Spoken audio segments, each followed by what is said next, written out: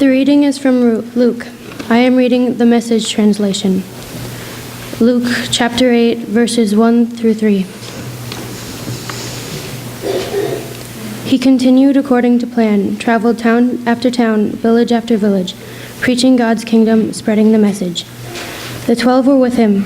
There were also some women in their company who had been healed of various evil afflictions and illnesses. Mary, the one called Magdalene, from whom 7 demons had gone out, Jonah, wife of Chuza, Herod's manager, and Susanna, along with many others who used their considerable means to provide for the company. The word of the Lord. Thanks be to God. You may be seated.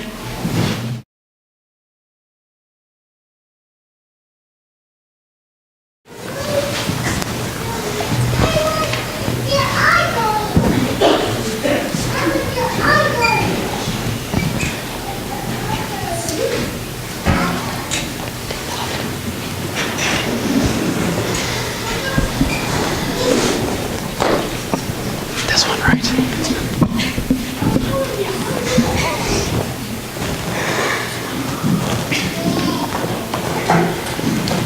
All rise.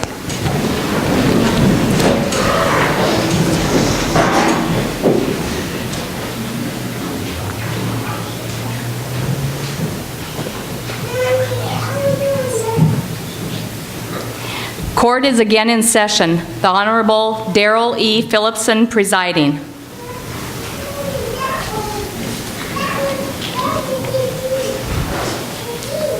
Now continues the trial of the people versus Jesus of Nazareth. You may be seated.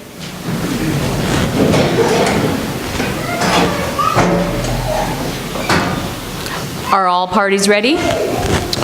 Attorney for the prosecution is ready. Defense attorney ready. Ladies and gentlemen, boys and girls, the continuing trial of Jesus of Nazareth is about to begin. He is charged with being a fraud, a religious fraud, with claiming to be Lord and Savior. You are the jury. You are officers of the court, and as such, each of you has a vital part to play in this trial. No one here is a mere spectator. As members of the jury, your duty will be to pay close attention to everything that is said. Weigh the evidence for and against Jesus of Nazareth, and pronounce the final verdict. You have an awesome responsibility. You will decide whether Jesus of Nazareth is guilty or not, whether he is to live or die. Before we begin the trial, the jurors must be sworn. Please stand.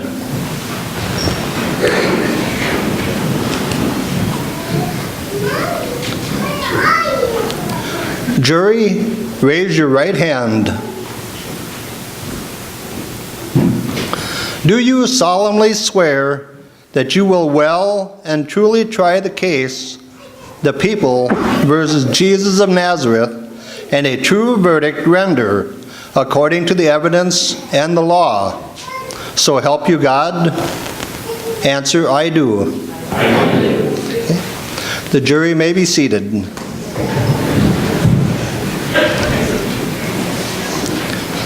Mr. Prosecutor, you may call your next witness. Mary Magdalene to the stand, please.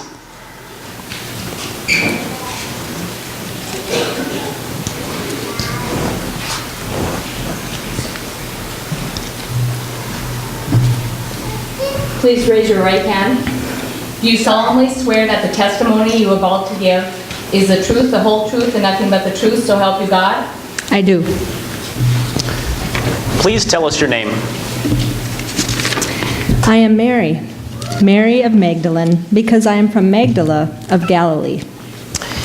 Am I right in saying that you are a zealous follower of the Rabbi Jesus? Yes, I am. I love him very much. Oh, you love him, you say? People respect rabbis. They follow their teachings. But you say you love him. Tell us, Mary, why do you love him so much? Well, first of all, because of what he did for me.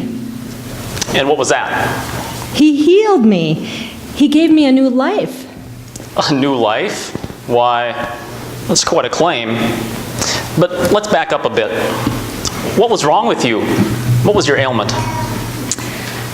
I was possessed by demons, and he drove them out of me. He freed me from them. You were possessed by demons? What does that mean? Can you describe that for us?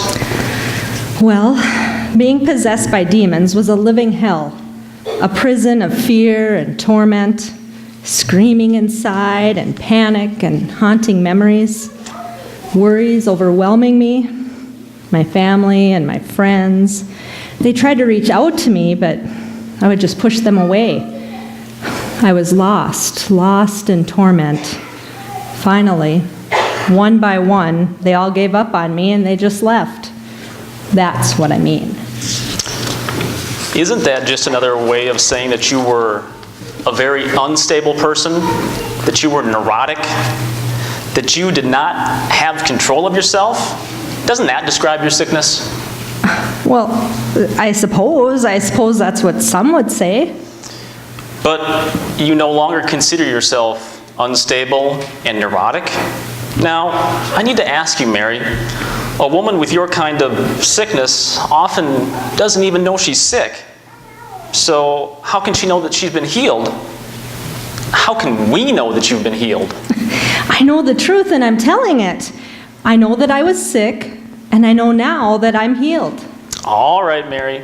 Thank you. Let's move on. As for this Jesus, your rabbi, when everyone else had abandoned you, he showed up and rescued you. Is that correct? He healed me, yes. He made you feel better, and so you followed him. Yes. And you were not the only one, were you? As a matter of fact, many women followed him. A number of women were very fond of him. He must have been a very attractive man, Mary. Is this true? Yes. I've never known anyone like him. He sounds like the sort of man who would make a wonderful husband or a lover. Is that possible, Mary? What are you trying to say? I'm saying that he rescued you and you fell for him. You were in love with the Rabbi Jesus. Well, weren't you? I never said that I was in love with him. I said that I loved him. Well, what does that mean? Didn't you follow him everywhere he went? Weren't you thrilled when he touched you? Yes, I love him. He thrills me, but not the way that you mean. I love him in a special way. What is your special way? Do you know what people are saying about you? Do you know what kind of reputation you have? Your name stands for a prostitute. Did you know that? Yes, no. I know what you're trying to do. You're trying to make me look bad. You're trying to destroy him, but you can't. Please, Mary, be careful now. We don't want to upset you. You are still a very emotional person, aren't you? Quite passionate. Whether about this Rabbi Jesus or... Objection. Sustained. Thank you, Mary. No further questions. Your witness, counselor.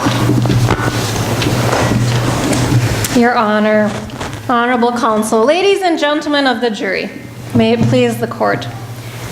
Mary, we can all see what the prosecutor has been trying to do: attack your reputation, destroy your credibility, all innuendos. Objection. Sustained. Mary, I must go back over some of these areas, but for a different purpose. Believe me. May we proceed? Go ahead. First, the matter of your illness. Mary, the demons, you were deeply troubled, weren't you? Yes. It was like being in prison for years. It was a living hell. My health, my friends, my family, I lost them all. The prosecuting attorney tried to show that because of your illness, your testimony is unreliable. Can you prove to us that Jesus truly healed you, that you are truly well? Well, do I look like a woman in torment? I mean, ask my friends, ask my family. Anyone who knows me will tell you. You didn't know me before. I am a living miracle. Sure, I get emotional now and then, but not so much about what people say about me. I don't care anymore about that. But when people start attacking Jesus, that's when they twist it, what he did and what he said, that I get emotional and I get angry. You said you don't care anymore what people say about you. What about the rumors that you are a prostitute, the innuendos about you and Jesus? What people say about my past life doesn't make a bit of difference to me now. I mean, what matters is that I am new. Jesus healed me. He saw my living hell and he freed me from it. He gave me back my dignity as a woman. And of course I love him. I mean, wouldn't you love someone who gave you a new life? I love him, and it's that simple. Mary, can you explain what you mean when you say you love Jesus? I'll try. At first, I was just thankful and delighted at being healed.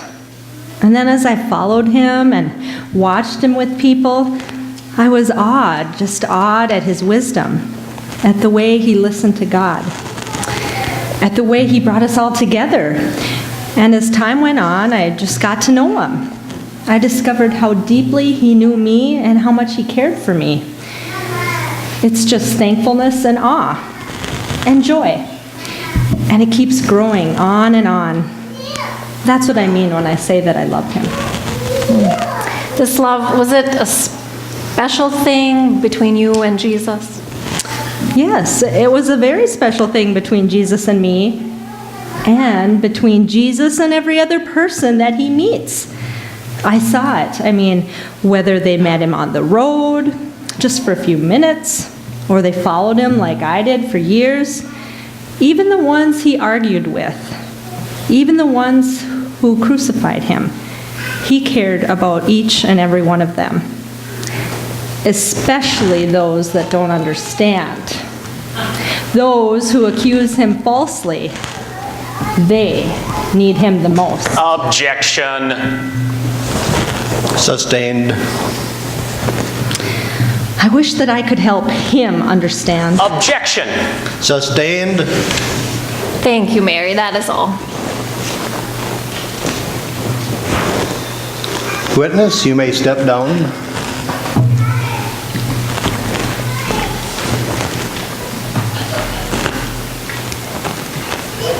Mr. Prosecutor, do you have any closing remarks? Yes, Your Honor, thank you. Honorable counsel, ladies and gentlemen of the jury, may it please the court, you've heard the testimony of Mary Magdalene, one of the most ardent followers of the Rabbi Jesus. You're going to have to sift through the emotional chaff of her testimony and get to the hard kernels of fact. Mary Magdalene claims to have been healed by her rabbi. Is that true? Can we believe the testimony of a woman who has obviously been so disturbed in her past and even now is so easily upset? She says that she's been healed, but can we believe her or her testimony? But Mary's not the one on trial here. Jesus is. And there's an important issue. Can we accept a rabbi who plays on the emotions of such a person? It happens all too often with people who are vulnerable, emotionally unstable, people who struggle for a sense of self-worth and purpose. These vulnerable people are taken in by a powerful preacher and used. The more emotional and neurotic the people, the more they cling to him or her. No rabbi in history has ever been better at that than Jesus. Jesus is the answer for people who can't make it in the world. Anyone who is healthy, strong, well-adjusted doesn't need him. Jesus attracts the weak, the poor in spirit, the miserable side of humanity. Takes them in with his talk of love, these empty promises of healing, and a few flashy tricks. And they fall for it.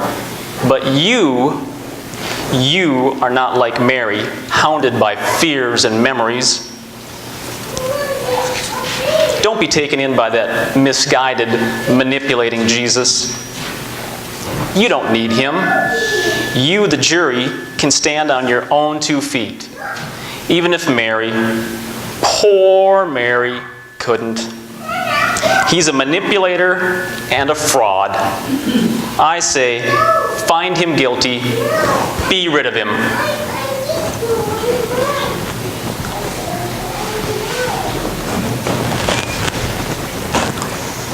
Defense, do you have any closing remarks? Ladies and gentlemen of the jury, the prosecuting attorney will forgive me for saying that he wasted a bit of our time. He worked hard to establish the fact that we never doubted that Mary was once a weak, troubled woman who could not stand on her own 2 feet. The prosecutor also implied that Mary was grossly immoral, although he failed to provide any evidence to substantiate that fact. So it's not a fact. But let's leave it in the record because it helps our case more than theirs. Somehow our prosecutor failed to see something very important here, that Mary Magdalene of the past was a different person from the woman who stood in the witness box a few moments ago. There are 2 Marys, an old Mary and a new Mary. And the difference between them is like night and day. Jesus healed me, she said. But she would not have had to say it. She radiated the healing. It was in her eyes, it was in her tone of voice. You, the jury, you could see it. She is a new person. And that is Jesus' doing. Our prosecuting attorney would have us imagine some sordid relationship at best, some sick manipulation at worst. But that is not what we see here, is it? Jesus has loved her in a unique way, and now she radiates this love to others. Our prosecuting attorney's final accusation was that this Jesus is for the weak, the sick. And that's absolutely true. Absolutely. Jesus himself said so. Who among us never needed any healing? Who among us has never needed a physician? Mary knew she did. Let's be honest about ourselves.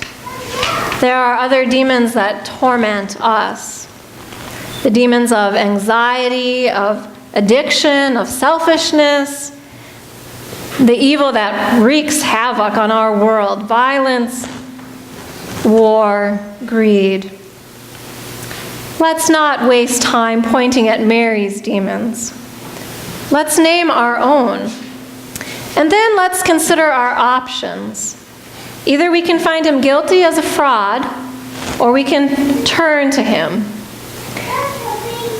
Turn to him as Mary did, and receive the healing he offers. The new life that he holds out to you and to me, the choice is yours. Will you dismiss him as a fraud, or will you be healed? I say, be healed.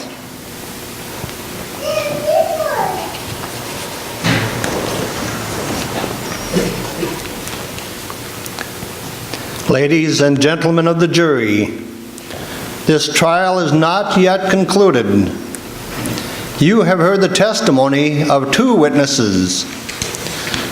This court will reconvene next Wednesday at 6:30 p.m. to consider the testimony of James. During the intervening days, You are charged to consider carefully the testimony which you have just heard. You should discuss it amongst yourselves and consider the veracity of this witness. Consider the arguments of counsel.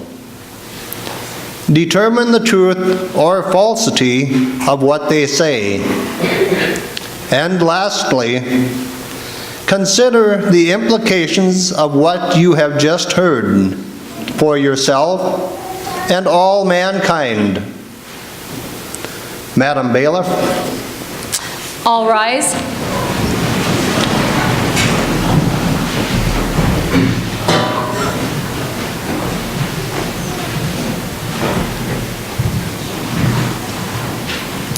Court will now be in recess.